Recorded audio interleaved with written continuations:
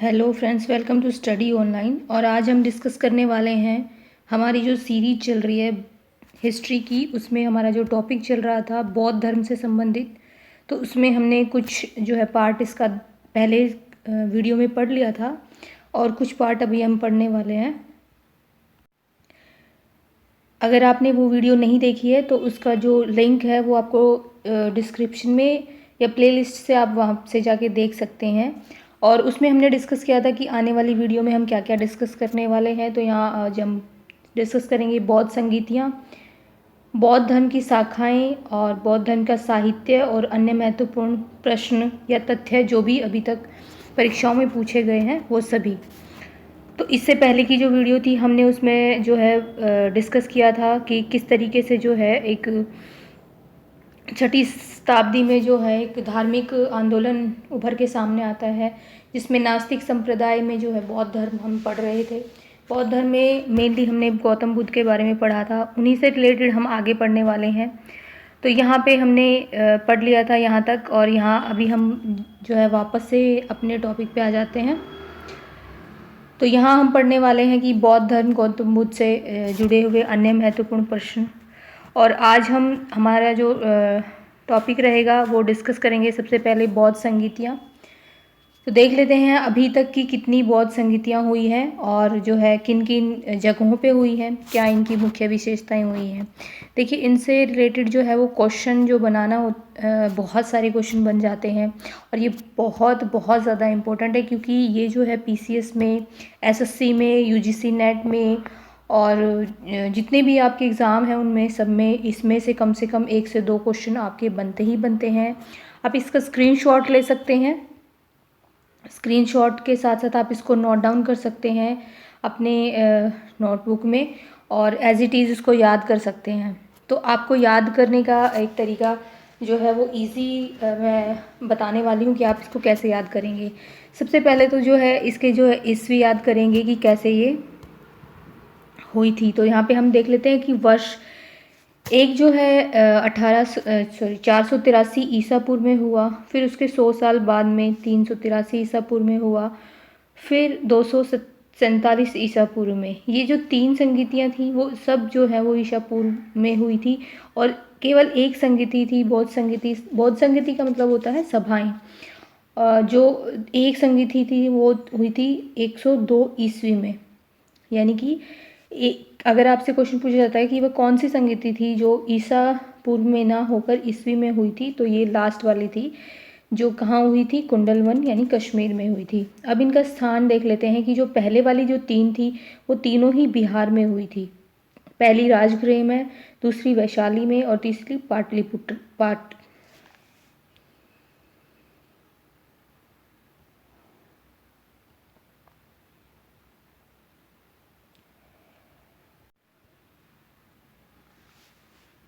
तीसरी जो है वो पाटलिपुत्र में हुई थी।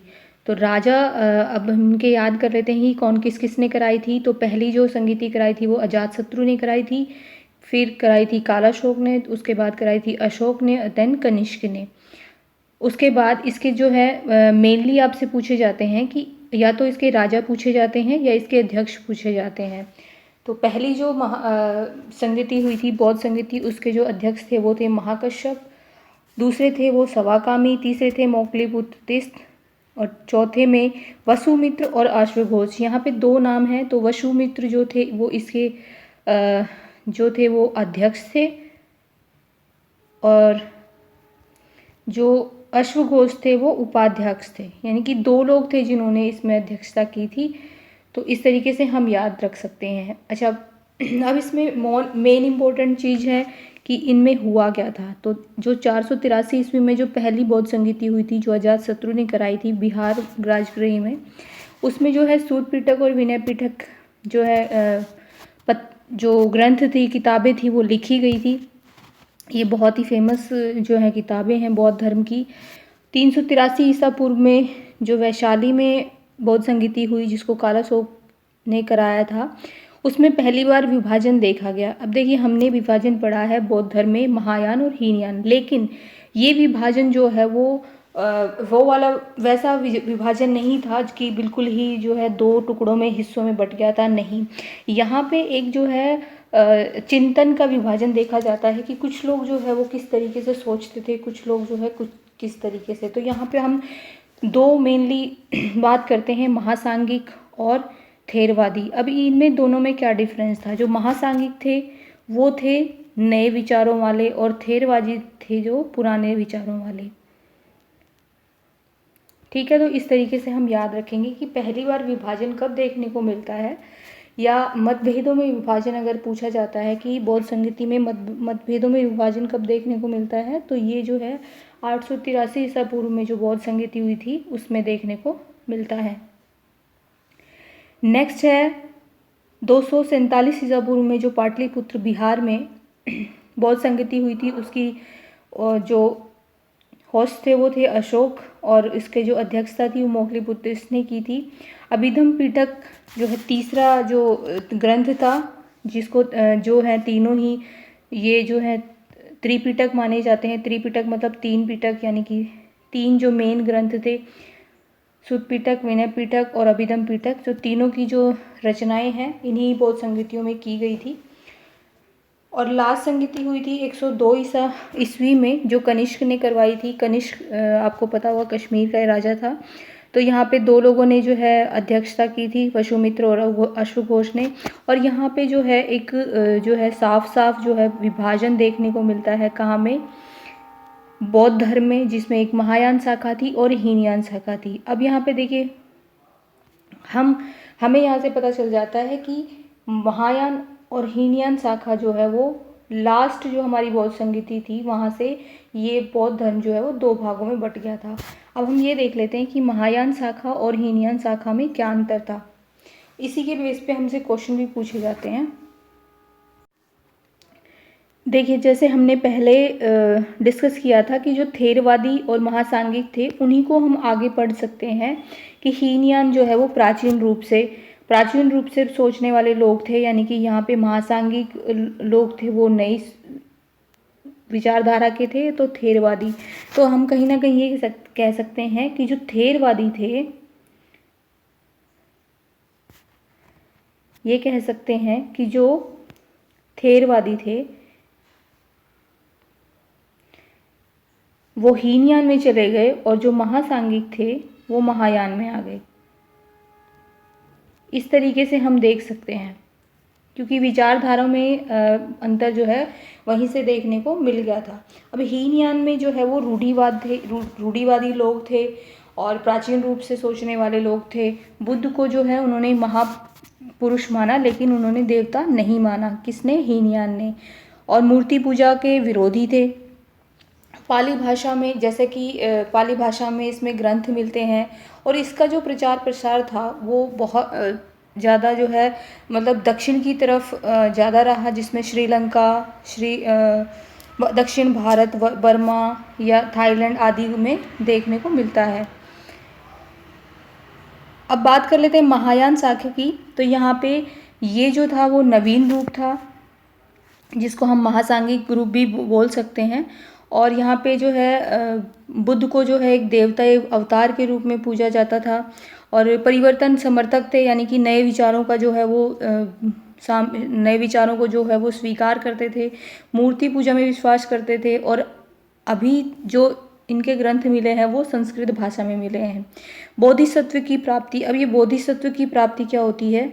ये होती है कि एक ऐसा व्यक्ति जो स्वयं तो निर्वाण प्राप्त कर चुका है और दूसरे लोगों की सहायता करता है निर्वाण प्राप्ति में। जैसे कि आप लोग देखते हैं कि अभी भी जो लोग हैं वो बौद्ध धर्म और जैन धर्म वगैरह की जो है वो दीक्षा ले लेते हैं, और फिर दूसरे लोगों को भी दीक्षा लेने के लिए प्रेरित करते हैं, उस मार्ग पर चलने के लिए प्रेरित करते हैं। तो उसी तरीके से यहाँ पे भी देखने को मिलता है।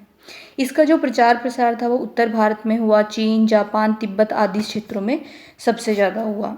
अब हम इसकी बात कर लेते हैं क्वेश्चंस की। जो हमारे क्वेश्चन अभी तक एसएससी एग्ज़ाम्स में या यूपीएससी में या और जो हमारे एग्ज़ाम होते हैं उनमें पूछे गए हैं। कौन कौन से एग्ज़ाम पूछे गए हैं, क्वेश्चन पूछे गए हैं, उनकी बात कर लेते हैं। फर्स्ट क्वेश्चन है, गुप्त काल का कौन सा विश्वविद्यालय था जिसमें बौद्ध धर्म की शिक्षा दी जाती थी? तो बहुत ही इंपॉर्टेंट क्वेश्चन है और बहुत बार आपसे पूछा गया है रिपीटेडली। तो ये था हमारा नालंदा विश्वविद्यालय। देखिए, तक्षशिला विश्वविद्यालय, आप कमेंट करके ये बताएंगे कि तक्षशिला विश्वविद्यालय जो है वो कौन से जो है काल में प्रसिद्ध था। नेक्स्ट क्वेश्चन है, बौद्ध धर्म की कौन सी शाखा जिसके कारण बौद्ध धर्म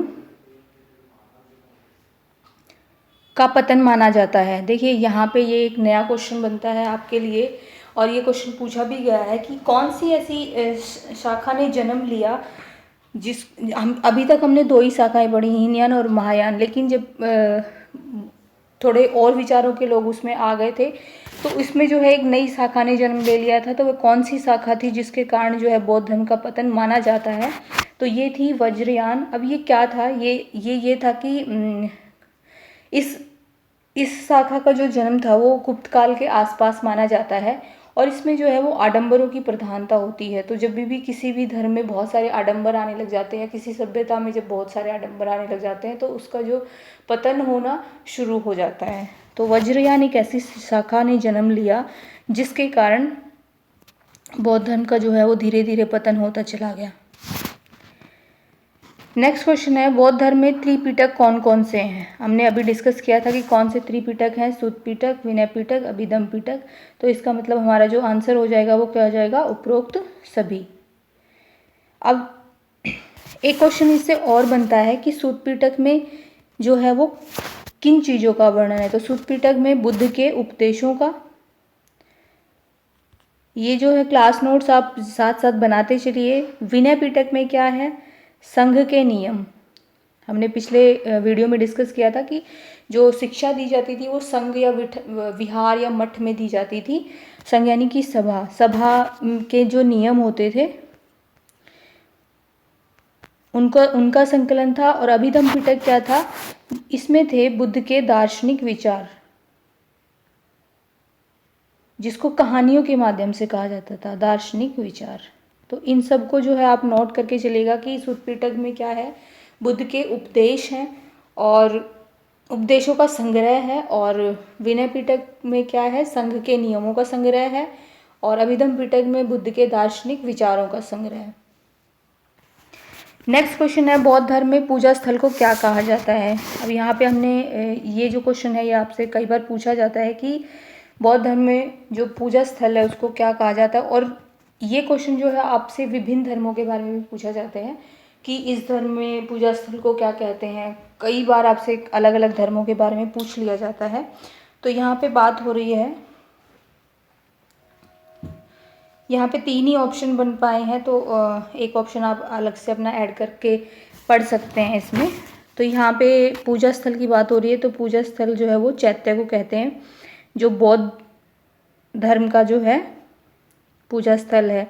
अब यहाँ पे हमारे पास जो 2 ऑप्शन है हम उनको भी देख लेते हैं। तो ये स्तूप जो होता है वो अवशेष जहाँ पे इकट्ठे किए जाते हैं, अवशेष जो इकट्ठे किए गए या रखे गए महात्मा बुद्ध के, उनको जो है स्तूप कहा गया। और विहार बौद्ध भिक्षुकों के लिए निवास स्थान, जहाँ पे बौद्ध भिक्षु जो है वो निवास करते हैं, वहाँ पे वो विहार होता है। नेक्स्ट क्वेश्चन है, कौन से ग्रंथ को बौद्धों का रामायण कहा गया है? ये क्वेश्चन आपसे पूछा गया है, कई बार क्वेश्चन पूछा गया। ये बहुत ही जो है वो इम्पोर्टेंट क्वेश्चन है, आप इसको बिल्कुल याद रखेंगे। तो बुद्ध चरित्र को क्या कहा गया है? बौद्धों का रामायण कहा गया है। त्रिपिटक कौन कौन से हैं? विनय पिटक, सुत्त पिटक और अभिधम्म पिटक। जातक कथाएं क्या हैं? ये जो है इसके बारे में हम देख लेते हैं। जातक कथाएं हैं बुद्ध जो गौतम बुद्ध थे उनके पूर्व जन्म की कथाएं हैं। नेक्स्ट क्वेश्चन है, कौन से ग्रंथ को बौद्धों की गीता कहा गया है? अब यहाँ पे पहले हमसे रामायण पूछा गया है और अब जो है वो गीता पूछा गया है। तो बौद्धों की जो गीता है वो किसको कहा गया है? वो कहा गया है धम्मपद को। और ये जो है ये पाली भाषा में रचित है। ये जो है पाली भाषा में रचित है। तो इसको क्या कहा गया है? बौद्धों की गीता कहा गया है। हीनयान कालक्रम का सबसे विस्तृत और विकसित चैत्य ग्रह कौन सा है? ये क्वेश्चन जो है आपसे यूपीएससी में पूछा गया क्वेश्चन है। ये यूपीएससी में पूछा गया क्वेश्चन है, बहुत ही इंपॉर्टेंट क्वेश्चन बन जाता है। ये एसएससी में भी पूछा गया क्वेश्चन है आपसे कि हीनयान कालक्रम में सबसे विस्तृत एवं विकसित चैत्य ग्रह कौन सा था? तो ये था कार्ल चैत्य। और इसके बारे में हम आने वाले वीडियो में डिस्कस करेंगे बहुत ही डिटेल में कि ये क्या था, किसने जो इसका निर्माण करवाया था, और जो भी इसके बारे में जानकारी है वो। नेक्स्ट क्वेश्चन है, नागसेन ने कौन सा प्रसिद्ध ग्रंथ लिखा जिसमें बौद्ध धर्म का वर्णन है? ये जो है आपसे कई बार जितने भी हम क्वेश्चन पढ़ रहे हैं ये सब आपसे पूछे गए क्वेश्चन हैं, और इनकी आने की संभावना जो है वो 99% बनी रहती है, क्योंकि रिपीटेडली क्वेश्चन पूछे जाते हैं। तो यहाँ पे नागसेन की एक प्रमुख रचना है वो कौन सी है? वो है मिलिंद पुनो। और इसमें क्या दिया गया है? इसमें एक मिलिंद नामक राजा ने नागसेन से जो है वो प्रश्न पूछे थे, किसके बारे में? बौद्ध धर्म के बारे में। तो उन्हीं का एक संकलन है मिलिंद पुनो, और ये बहुत ही जो है फेमस ग्रंथ है उस काल का, और इसमें जो है मिलिंद के प्रश्न इस तरीके से भी एक टाइटल करके आता है, तो उसी का संग्रह मिलिंद पुनो। नेक्स्ट क्वेश्चन है, अब तक कितनी बौद्ध संगीतियाँ हुई हैं? देखिए अभी हमने डिस्कस किया था, तो अभी कितनी बौद्ध संगीतियाँ हुई हैं? टोटल 4 हुई हैं। कौन कौन से ईयर में हुई हैं?